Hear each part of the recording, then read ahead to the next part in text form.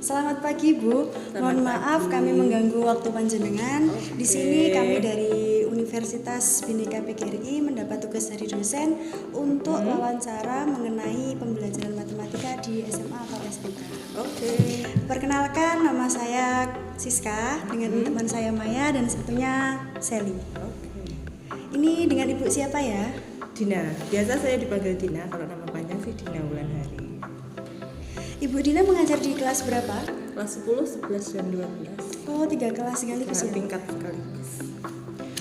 Jenengan sudah lama mengajar di SMK 1 Pagerwojo. Di SMK 1 Pagerwojo dari tahun 2008. Berarti sekarang berapa tahun? 2008 sampai 2023. 15 Iya. Cukup lama ya Bu ya? Alhamdulillah. Dan betah di sini Bu. Alhamdulillah. Karena lama-lama terbiasa kok. Untuk materi sekarang sampai apa Bu? Kalau materi, karena di kelas 10 itu fase E, kita materi masih sampai Fase E ya Bu? Iya, kalau yang kelas 11-12 itu fase F. Nanti yang menentukan, karena di kurikulum merdeka itu setiap pelajaran, nah selain CP juga muncul elemen-elemennya, kita di MGMPS atau grup guru mata pelajaran di sekolah menentukan dari elemen ini mana yang disampaikan di semester ganjil, mana yang disampaikan di semester genap. Kalau untuk semester ganjil ini, untuk matematika yang fase E itu elemennya bilangan sama aljabar. Sedangkan kelas 9, kelas 10. Kelas 1 SMK itu kelas 10. Kalau 11-12 itu kelas 2, kelas 3-nya 11-12 itu fase F.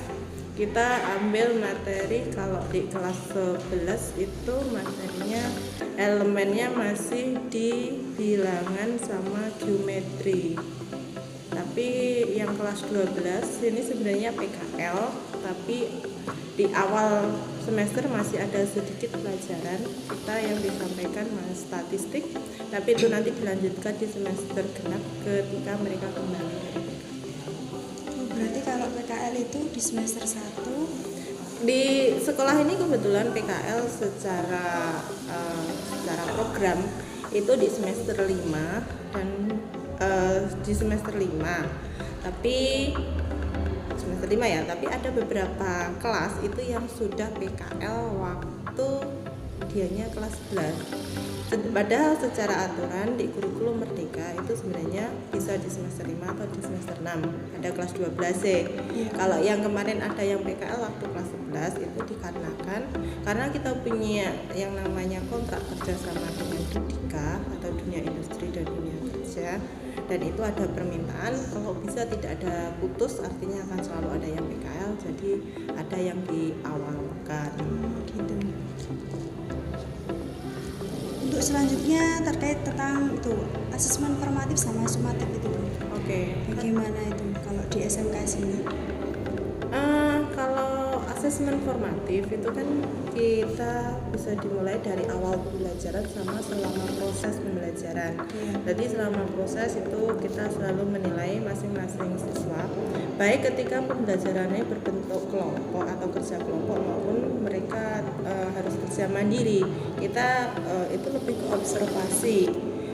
Jadi sambil ngajar kita sambil menilai, oh mereka sudah menguasai atau belum, aktif atau tidak, dan ada poin-poin di mana penilaiannya. Sedangkan nanti untuk yang satunya sumatif ya. Sumatif itu Ada sumatif lingkup materi, ada sumatif tengah semester, ada sumatif akhir semester. Sumatif lingkup materi itu kalau dulu nyebutnya ulangan harian. Iya. Jadi kalau kita selesai materi kan dalam satu CP sebenarnya ada beberapa materi. Contoh seperti CP bilangan, ada materi bilangan berpangkat, terus barisan deret. Nah, misalkan satu lingkup materi selesai itu kita adakan sumatif kalau disebut ulangan harian. Kalau tengah semester itu di waktunya di tengah semester, dan kalau akhir semester seperti yang dilakukan pada pekan kemarin itu ada sumatif akhir semester. Dalam asesmen ini apa sudah menerapkan seperti soal HOTS atau OTS? Baik UTS, sekarang namanya STS, sumatif Iya, tengah semester, iya. ataupun sumatif akhir semester, kita selalu memberi porsi untuk soal hot, karena kita memang ya baik kesadaran guru maupun tuntutan dari pembelajaran sekarang itu zamannya siswa atau peserta didik itu harus mampu menganalisis soal, mengasosiasikan, dan itu kita bisa lewat soal hot. Toh sebenarnya soal hot itu tidak harus melulu tentang soal sulit, tapi bagaimana soal itu menjadikan mereka menganalisis ini dibawa kemana atau bagaimana. Selalu ada soal. Bahkan dalam pembelajaran harian kita menggunakan PBL biasanya kan kerja kelompok atau kita biasa pakai LKPD, itu yang sering kita pakai adalah soal yang hot.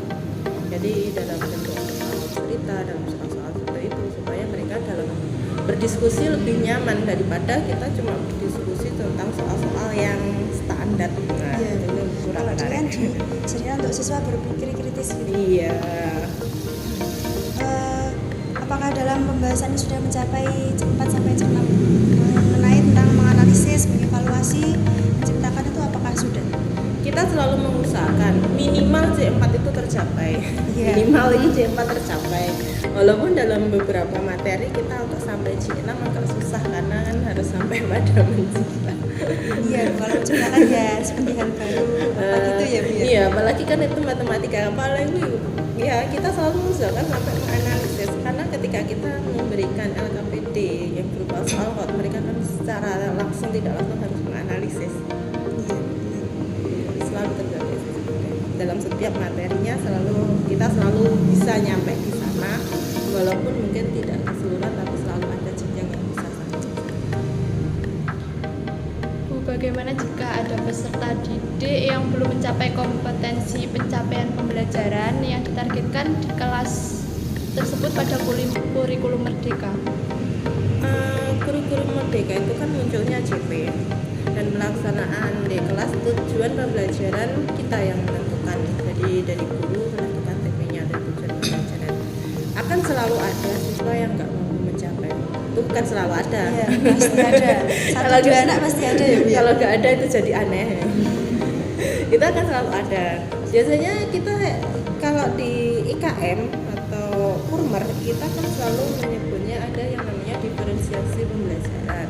Jadi setiap anak itu apabila kemampuan berbeda, kita juga perlakuan yang berbeda. Semakin lemah anak, biasanya kita lakukan adalah scaffolding. Kita adakan scaffolding. Misalkan ketika mereka belajar kelompok, kita harus kalau yang pernah saya terapkan, itu kelompoknya kita bedakan. Ketika mereka pintar, kita kelompokkan pintar. Ketika mereka sedang, kita kelompokkan sedang. Ketika bawah, kita kelompokkan bawah. Bukan berarti kita mengotak-otak mereka, tapi perlakuannya berbeda.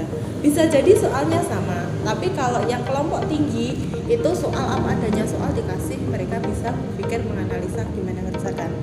Kalau soal yang sedang, kita kasih scaffolding yang sedikit, tapi yang rendah scaffoldingnya harus banyak. Jadi kadang dalam LKPD itu ada langkah per langkahnya, mereka hanya ngisi angkanya. Jadi kalau yang kelompok tinggi nggak ada itu kosongnya, mereka bisa jawab. Yang sedang misalkan kalau ada 5 soal yang harus dikerjakan secara kelompok, misalkan 2 soal kita bantu scaffolding, maka yang 3 mereka harus bisa mikir sendiri. Tapi untuk yang lemah semuanya itu harus ada scaffoldingnya. Jadi itu kalau dalam saat pembelajaran. Kalau secara keseluruhan ketika waktu habis dan mereka ada yang nggak mencapai, ya pasti kita coba revisi minimal tugas. Nah, dari situ entah dia akan mengerjakan sendiri atau minta bantuan temannya karena kurang mampu, Tapi kalau memang ada beberapa siswa yang mau aktif tanya, ya kita selalu layani. Kalau sudah gitu ya Bu, itu kan misalnya dana yang belum mencapai pembelajaran tersebut itu tetap naik kelas atau untuk Pada dasarnya kan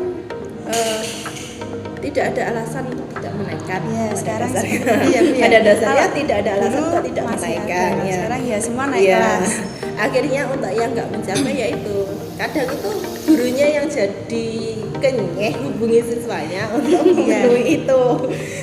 Bukan siswanya yang aktif dari gurunya, tapi gurunya kadang yang harus aktif. Oh ini kurang ini dan itu yang kita hubungi untuk memenuhi. Kalau keterlibatan sama orang tua gitu apakah pernah? Misalkan ada anak yang kadang dablek atau gimana gitu Bu? Untuk selama ini keterlibatan orang tua kita masih jarang melibatkan karena ketika di kelas itu pada dasarnya masih baik-baik anaknya itu. Oh iya. Jadi kalau sama gurunya masih alhamdulillah manut kalau nurut di sini berarti anaknya baik-baik gitu. masih manut nurut. Paling kalau udah pergi ya itu tugas tidak terpenuhi ya. Tapi biasanya kalau memang kita benar-benar mentak kadang yang kita hubungi wali kelas karena kan itu orang tua mereka di sekolah. Iya ya, orang tua dua ya. Selanjutnya, apakah panjenengan sudah menerapkan PJBL di SMK ini? PJBL itu kalau dalam matematika agak susah karena kan PJBL harus ada produk yang dicapai. Kalau produknya produk sederhana itu pernah waktu mereka materinya trigonometri kita produk sederhana apa itu loh apa yang untuk menentukan sudut elevasi itu apa namanya yang menentukan sudut elevasi sampai lupa namanya.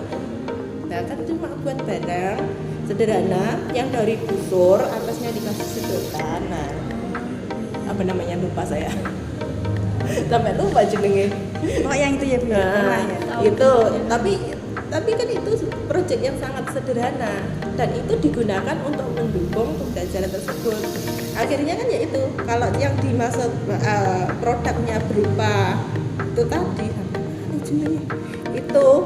itu kan terlalu sederhana untuk tingkat SMK. Tapi yang pernah saya minta ke mereka buat itu, lalu proyeknya itu silahkan cari gedung atau pohon di sekitarnya setiap kelompok misalkan 3 dan mereka harus menentukan sudut elevasi dan menentukan ketinggian baik mau tiap bendera, gedung atau pohon dan mereka ambil itu silahkan difoto ketika mereka ambil gambarnya. Tapi apakah itu masuk proyek kan masalahnya terlalu sederhana. Atau mungkin kalau infografis, ada yang bilang oh infografis itu merupakan hasil dari PJBL, bisa jadikan sebagai apa jenenge hasil dari proyek. Tapi kan kita kalau kita bilang diferensiasi pembelajaran, maka infografis itu termasuk pada diferensiasi produk.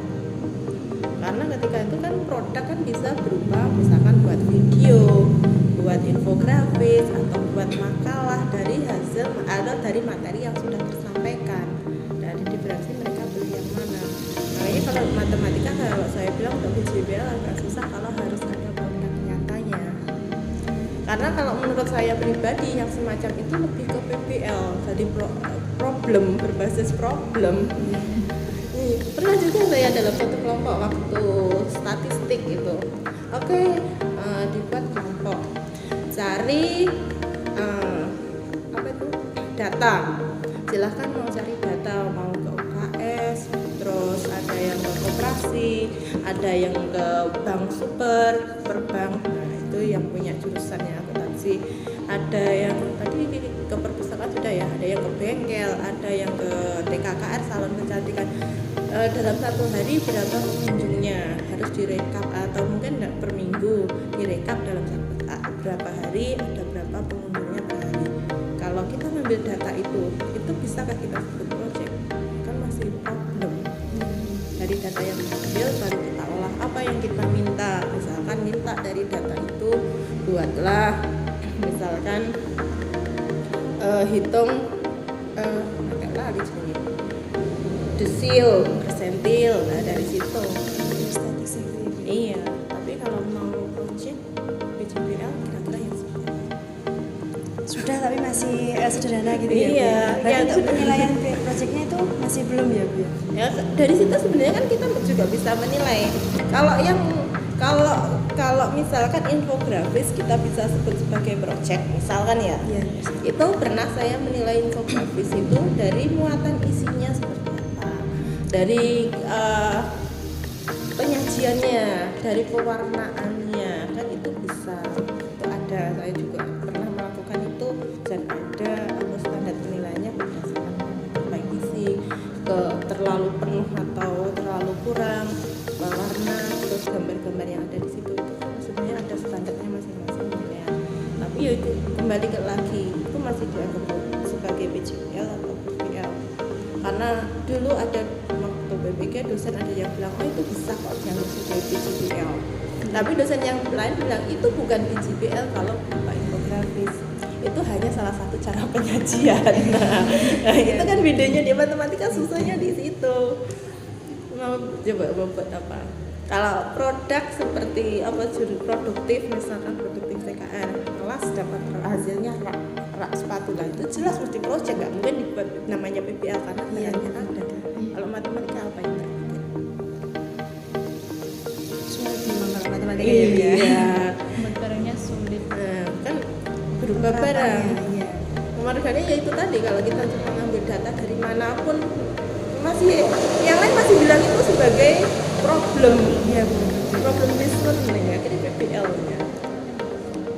Berarti kalau di SMK sini ya sudah merangkum semuanya, yang kurang itu sedikit PJBL itu ya Bu ya. PJBL itu untuk matematika kita masihnya sedikit banget karena kita Sederhana gitu ya Bu ya. kita susah menentukan apa ya produk yang bisa dihasilkan dari dalam pelajaran matematika. Kalau bahasa Indonesia enak buat mading produk. Iya, ya sudah bisa.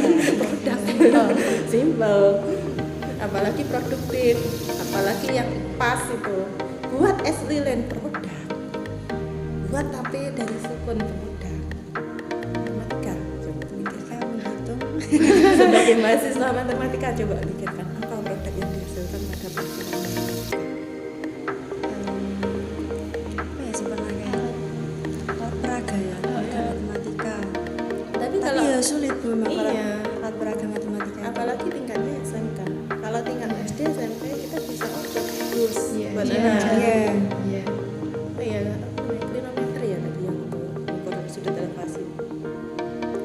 Tapi itu pun sebenarnya waktu SD SMP itu kan sudah pernah itu ya terlalu sederhana materi SMK apa aja buat karena materinya sendiri barisan dan deret.